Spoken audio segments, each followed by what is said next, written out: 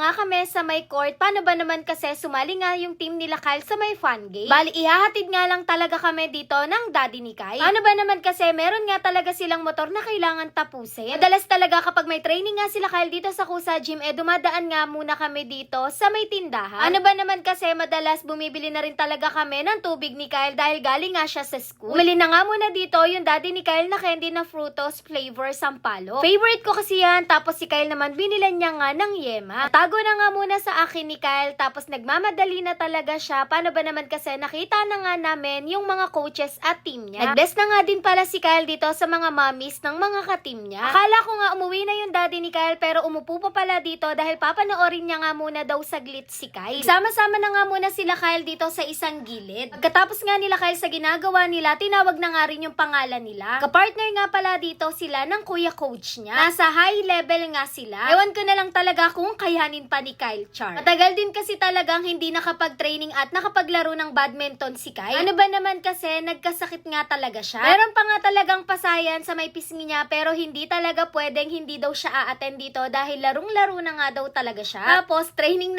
na nga din daw talaga siya. Ano ba naman kasi ang dami talaga niyang na-miss sa pagte-training nila. Ito nga yung first game nila Kyle. Ang tagal din kasi talaga naming hindi napapanood si Kyle maglaro ng badminton. Paano ba naman kasi kapag training nga nila, ihahatid na lang namin siya tapos susunduin namin siya. Minsan naman, dinadayo nga sila ng mga coaches nila. Pero sinabihan ko nga talaga dyan si Kyle. Kapag magi-smash nga yung kalaban nila, umalis na lang talaga siya. Kaya nga kasi kako, mamaya may insidente na matamaan nga talaga yung pasa niya sa pisngi, kaya naman umilag na nga lang kako siya. Pero sa awa naman ng Diyos, wala naman nangyaring ganon. Dahil magaling din naman talaga silang dalawang umilag. Char. Nagulat nga ako dahil ang bilis talaga ng laro nila Kyle dito at nag-change court na nga sila.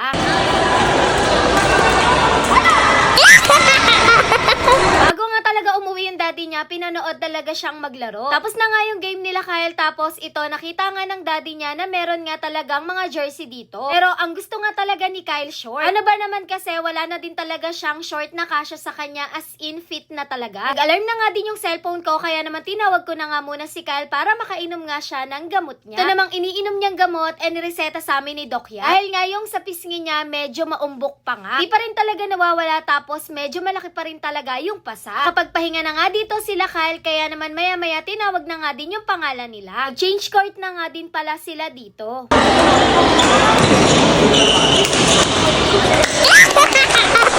Konti lang talaga yung mga videos na nakukuha ko dito. Paano ba naman kasi? Lilimutan ko dahil nalilibang nga ako sa kakapanood ko sa kanila. Bali, 2 game na nga lang dito sila Kyle. Kumuha nga ng upuan niya dahil i-cheer naman daw nila yung mga ka-teammates niya. Sila na kasi yung susunod na maglalaro, kaya naman tinabihan ko na nga muna din dito si Kyle. Yung pangatlong laro nila Kyle medyo matagal, kaya naman umuwi na nga din yung daddy niya. Sabi nga niya sa akin, tawagan ko siya pero hindi ko naman na siya natawagan. Tapos na nga yung pangatlong laro nila Kyle dito. Gutom na din talaga ako, kaya naman bumili na nga muna ako dito ng mini donut. Ayaw na nga din ni Kyle nito. Paano ba naman kasi naubos niya nga talaga yung 4 pieces. Ali, ito na nga yung championship nila Kyle, pero konting clips lang din talaga yung nakuha ko dito. Bali, nung pangatlong game nga nila Kyle, sila din yung nakalaban. Ngayon namang championship, sila ulit yung makakalaban.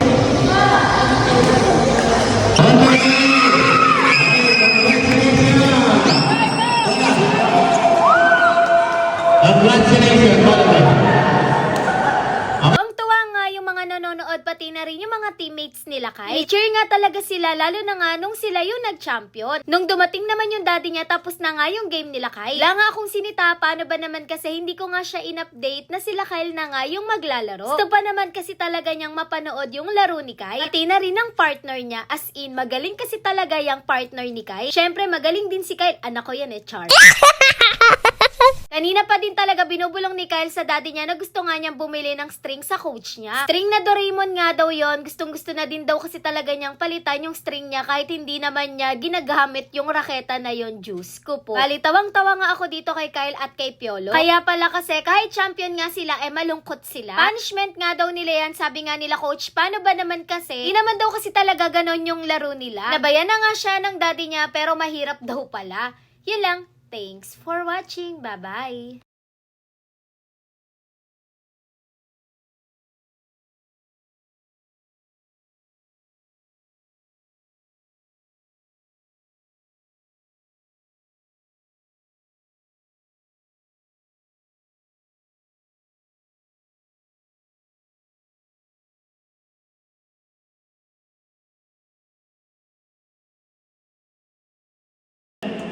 Last kapitas dari the champion of Thai Academy, Piano Thai.